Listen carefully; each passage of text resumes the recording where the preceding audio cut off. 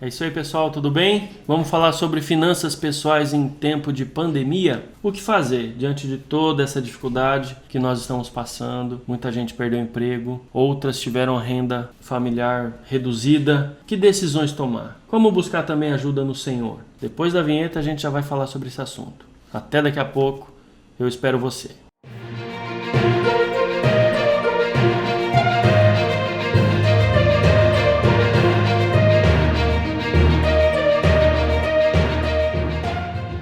Olá pessoal, tudo bem? Eu sou o Neto Alcântara. Vamos falar sobre finanças pessoais em tempos de pandemia para cristãos. Eu vou estar falando com você aqui, também vou estar olhando meu computador, aí a gente vai conversando, tá legal? Eu sou economista, tenho uma formação bem dura na área de economia, com graduação, mestrado, doutorado, pós-doutorado. Atualmente sou professor da UFG. Por que eu estou falando isso? Só para passar para você que existe uma formação por trás que dá subsídio para as coisas que eu vou te falar, também. Além disso, eu sou cristão, então o que eu vou falar também tem um apelo cristão, tem informações aí da palavra de Deus para também te dar segurança e suporte aí nas decisões difíceis que você tem que tomar. Tá legal? Vamos lá. O contexto atual. Todo mundo tem percebido que as coisas estão realmente difíceis. A economia parando, a doença avançando, não é? E como pessoa a gente precisa tomar várias decisões, porque muita coisa aconteceu. Segundo o presidente do Banco Central, Roberto Campos Neto, ele disse que de forma bem otimista,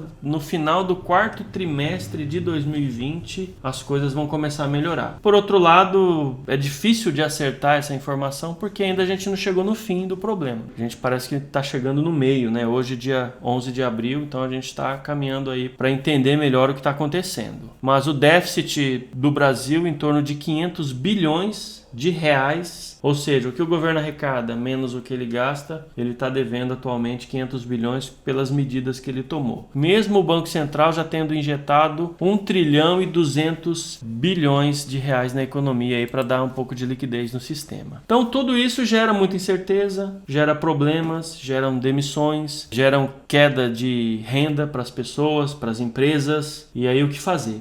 O governo, nessa semana agora, ele disponibilizou uma ajuda governamental de R$600, o chamado Corona Voucher. Algumas pessoas vão ter direito a isso, outras não. É mais para quem é informal, para aquela pessoa que não é CLT, nem servidor público, e que agora, como elas não têm como sair para trabalhar, enfim, na maioria das grandes cidades brasileiras, aí o problema está posto. É uma ajuda de R$600 por 3 meses. Quem que tem direito? Famílias com uma renda familiar de até R$3.135. Renda per capita de até R$ 522,50, ou seja, um casal, o marido e a esposa, acima de R$ 1.050 de renda já não tem mais direito. Limitado a 2 pessoas por família maiores de 18 anos, que vão ter o direito a receber. Se a família tem 3 pessoas, só 2 vão poder receber. Tá legal? Em 2018, os rendimentos não podem ter sido superior a R$ 28.559. Na declaração do imposto de renda de 2018, porque é de 2019 a gente está ainda entregando. Trabalhadores informais, desempregados, microempreendedor individual, contribuintes individuais do INSS, facultativo ou não, esses têm o direito de receber. Aposentados e pensionistas não têm direito a receber, mesmo que seja uma renda de um salário mínimo. Tá legal? Onde você vê essas informações, onde você baixa o aplicativo para ter acesso, né, a esse benefício? auxilio.caixa.gov.br. Toma muito cuidado porque tem muito aplicativo falso, muita gente enviando pelo WhatsApp links e isso é muito ruim. Então, antes de instalar no seu smartphone, pede para Deus para te guardar, porque as pessoas têm ladrão para todo lado tentando roubar a sua informação e receber o benefício no seu lugar. Então, toma muito cuidado, tá bom? O contexto é esse, é difícil, né? Essa ajuda governamental vem, mas a gente não tem ideia, ainda não é suficiente, né, para as famílias sobreviverem, é apenas um auxílio, uma ajuda. E aí a palavra de Deus nos traz uma luz a respeito disso. Em Gênesis 41:34, quando José interpretou o sonho de Faraó, ele aconselhou Faraó, porque viriam tempos de bonança, seguido por tempos de fome. E aí o que ele falou? Em tempos de bonança, vacas gordas, no popular, a gente tem que guardar 20% da nossa renda para suportar o período de dificuldade, que é justamente o período que nós estamos passando agora. Mas se a gente não fez essa poupança, não fomos organizados para ter essa reserva agora, o que fazer? É nisso que eu vou tentar te ajudar agora, tá bom? 4 tipos de pessoas, 4 grupos de pessoas. O primeiro, sem alteração salarial e com reserva financeira. Mais confortável, né? Esse grupo de pessoas. Necessidade de atenção e ajusta os gastos. Porque você não sabe quanto tempo isso vai durar, o que vai acontecer. Segundo grupo de pessoas, sem alteração salarial, sem reserva financeira.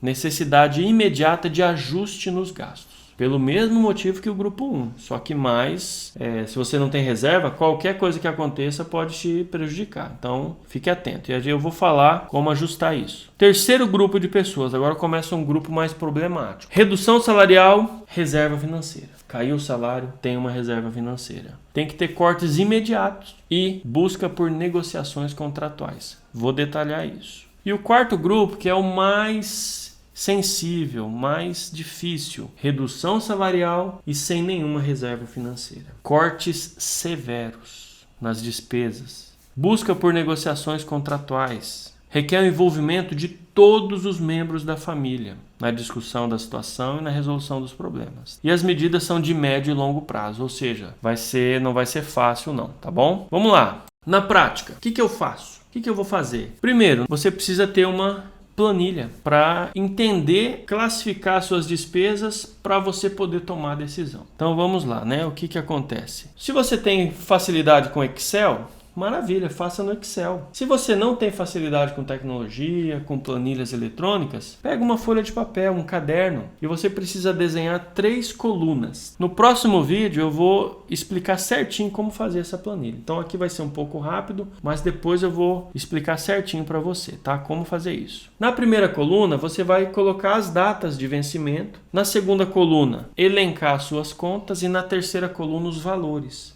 Então, por exemplo, dia 5 vence a conta de água, qual é o valor? Dia 7, vence a conta de energia, qual é o valor? Aí você vai detalhando ao longo dessa folha, dessa planilha, todas as suas despesas.